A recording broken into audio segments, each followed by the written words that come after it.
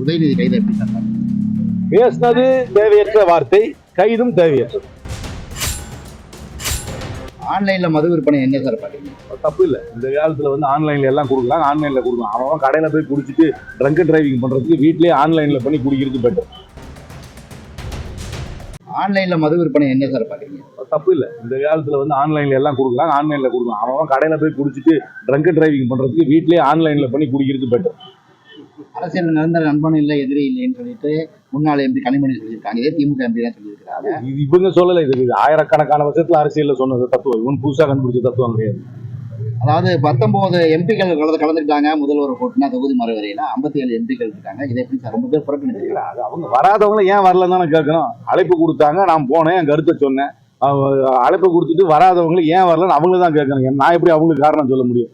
இவங்க கலந்து ஆலோசிப்பதற்காக கூப்பிட்டாங்க. என்னை பொறுத்தவரைக்கும் நல்ல முயற்சி தான் இது. இதான் சொல்றேன், இதோட சீரியஸ்னஸ் எல்லாருக்கும் புரிய மாட்டேங்குது.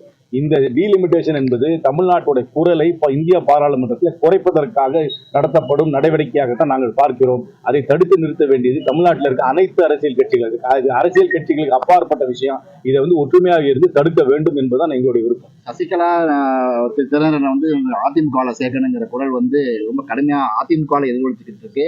முன்னாள் அமைச்சர்கள் முதற்கொண்டு எடப்பாடி பழனிசாமிக்கு அழுத்தம் கொடுக்குறாங்க. இதை எப்படி சார் பாத்தீங்கன்னா? நீங்க தானே சொன்னீங்க, அரசியல் நிரந்தர எதிரியும் கிடையாது, நிரந்தர நண்பரும் கிடையாது. அது அங்கேயும் பொருந்தும். E20 எப்படி சார் பாக்குறீங்க? எத்தனால இந்த வண்டியில கலக்குறது, இந்த பெட்ரோல்ல கலக்குறதுனால நிறைய இன்ஜின் ப்ராப்ளம் வருது. இவ்வளவு கலக்கணுமா அவசியமா, இல்லை எஃபிஷியன்சி இருக்கான்னு தெரியல. அதுக்கப்புறம் அந்த திட்டத்தை போட்ட அமைச்சருக்கு அதுக்கு நேரடி தொடர்பு இருக்கு, நிறைய செய்தி வருது. அதனால இதை மறுசீரமைப்பு, மறுபரிசீலனை செய்யணும். அனைத்து கட்சி பழனி நிலமோசடியில் காவல் நிலையத்தில் எனக்கு தெரிஞ்ச வரைக்கும் என்கொயரி கண்டிப்பா வைக்கணும். யாரு கஸ்டடியில இறந்து போனாலும் அது இயற்கை மரணமா செயற்கை மரணமா இல்லைன்னா கொல்லப்பட்டாரெல்லாம் எனக்கு தெரியாது, விவரம் தெரியாது. ஆனா கஸ்டடியில இருக்கவர் இறந்தாருனாக்க நிச்சயமாக ஒரு என்கொயரி நடத்தி தான் ஆகும். சிபிஐ விசாரணை, சிபிஐல முதல்ல இங்க இருக்கிற சிபிசிஐடியே ஒரு விசாரணை பண்ணி ரிப்போர்ட்டை கொடுக்கணும். அதுக்கப்புறம் அது எப்படி இருக்குன்னு பார்த்துட்டு அதுக்கப்புறம் சிபிஐ எடுத்தோடனே சிபிஐக்கு போட்டு அப்புறம் தமிழ்நாட்டு போலீஸ் வேலையெல்லாம் போட்டு தொகுதி மறுவரையினா என்னன்னே தெரியாத முதல்வர் அதை கூட்டுறாருன்னு சொல்லிட்டு அன்புமணி சொன்னாரு. அப்ப அது ஒண்ணுமே தெரியாது. இவர் விளக்கிருக்கலாம் இல்லங்க. இவர் கூட்டத்தில் விளக்கிட்டு போயிருக்க வேண்டியதான். அவரை பொறுத்தவரைக்கும் முதல்வருக்கு ஒன்றும் தெரியாது, இவருக்கு எல்லாம் தெரியும். இவர் கூட்டத்தில் விளக்கிட்டு போயிருக்கலாம். இவருக்கு தானே அழைப்பு வந்துச்சு, விளக்கிட்டு போயிருக்க வேண்டியதானே. ஏதாவது பிரச்சனைகள் அனைத்து கட்சி கூட்டம் வேணுமா வேணாமா சார்? சார், அதுக்கு ஒரு மெக்கானிசம் இருக்கு. தண்ணி எப்படி பங்கு போடணும்ன்றது மெக்கானிசம் இருக்கு. மழை பெய்யாட்டி எவ்வளவு தண்ணி கொடுக்கணும், மழை நல்லா அதிகமா எப்படி தண்ணி கொடுக்கணும், காவேரி மேனேஜ்மெண்ட்ல போர்டுல ஒரு ஃபார்முலா இருக்கு.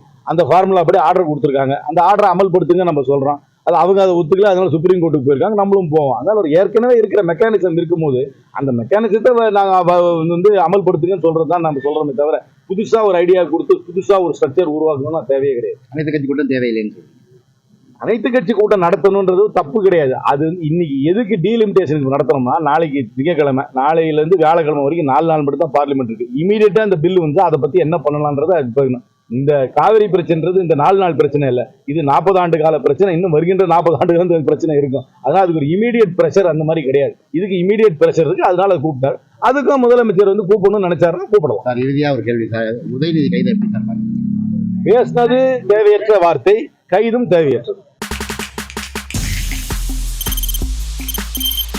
தவிர்க்க முடியாத தம்ப்நெயில்ஸ், கலக்கலான கண்டென்ட்ஸ், சினிமாவும் சீரியஸ் பிரச்சனைகளும், பல வருடங்கள் இடைவெளிக்கு பிறகு இந்த படத்துல ஒரு கலகலப்பும் கைகலப்பும், Me too, love you. Thank you so much. Mass ஏத்துறது போயிட்டே தான் இருக்காரே தவிர பிரேக்கே இல்லாமல் பிரேக்கிங் நியூஸ் சொல்லும் தந்தி டிவி ஆப்.